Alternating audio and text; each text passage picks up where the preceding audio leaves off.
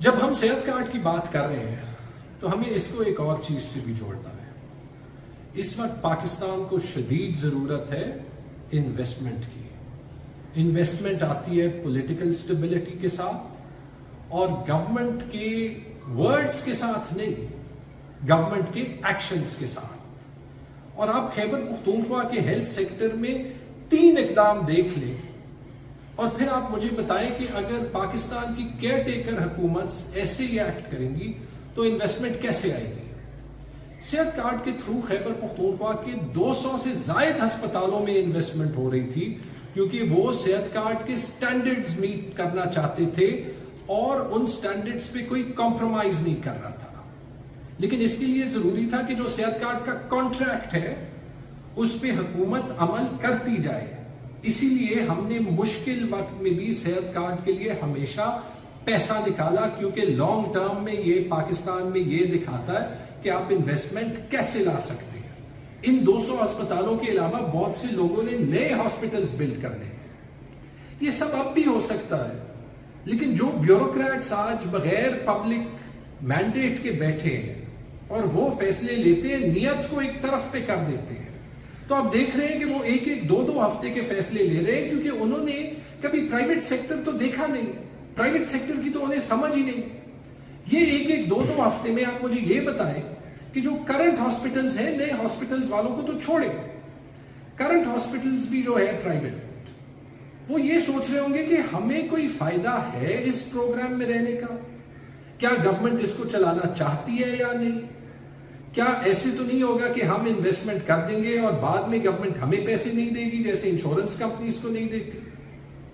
Insurance industry میں پورا ایک انقلاب آنا تھا کیونکہ مجھے پتا تھا کہ جو اگلی بار اس کو ٹینڈر ہونا ہے تو کتنی زیادہ ایکسائٹمنٹ تھی۔ پہلی بار تو کوئی مان ہی نہیں رہا تھا کہ ایسے ایک قدم ہو سکتا ہے۔ یہ ہے ریئل ریفارم، یہ ہے جو عمران خان نے کیا تھا۔ اور یہ چھوٹی انویسٹمنٹ ہے، لیکن اگر ہم یہ نہیں لا سکتے چھوٹی سی ڈومیسٹک انویسٹمنٹ تو ہم بڑے انٹرنیشنل انویسٹرز کو کیسے لائیں گے؟ اسی طرح جو 19 ہسپتال ہم نے ایکس فاٹا میں آؤٹ سورس کیے اور این جی اوز کو اور نان گورنمنٹ پرووائڈرز کو اس لیے دیے کیونکہ سرکاری ڈاکٹرز وہاں پہ کام نہیں کرنا چاہتے تھے، وہ آپ کی رورل ہیلتھ کیئر کو ٹرانسفارم کر رہا تھا۔ پہلی چیز ہوئی، گورنمنٹ چینج ہوئی، بغیر یہ دیکھے کہ ٹھیک ہوا ہے، اچھا ہوا ہے، اس پہ انکوائریاں شروع ہوئی کہ اس میں تو ضرور کرپشن ہوئی ہوگی۔ بہت سمجھانے کی کوشش کی کہ یہ کام تو ہمارے ساتھ ملٹری اتھارٹیز نے بھی کیا تھا، کیونکہ ہمیں پتا تھا اور ان کو بھی پتا تھا، اور ان کو میں داد دیتا ہوں کہ اس سے قبائلی اضلاع میں وہ سروس ڈیلیوری جلدی آ سکتی ہے جو ہم ٹریڈیشنلی نہیں دے سکتے۔ خیر، اس پہ انکوائریاں شروع ہوئی اور 6 مہینے ان ہاسپٹلز کو پیسے نہیں ملے۔ مجھے خوشی ہوئی ہے کہ ابھی انفارمیشن یہ آئی ہے کہ ان کو پیسے مل رہے ہیں۔ ہمارے خیال میں تو 50 سے 60 اور ایسے ہاسپٹلز جو رورل کے پی میں ہیں جہاں پہ ڈاکٹرز نہیں جاتے، وہ بھی آؤٹ سورس ہو سکتے تھے۔ لیکن ابھی مجھے یہ بتائیں کہ کیا یہ پرووائڈرز وہ رسک لینا چاہیں گے؟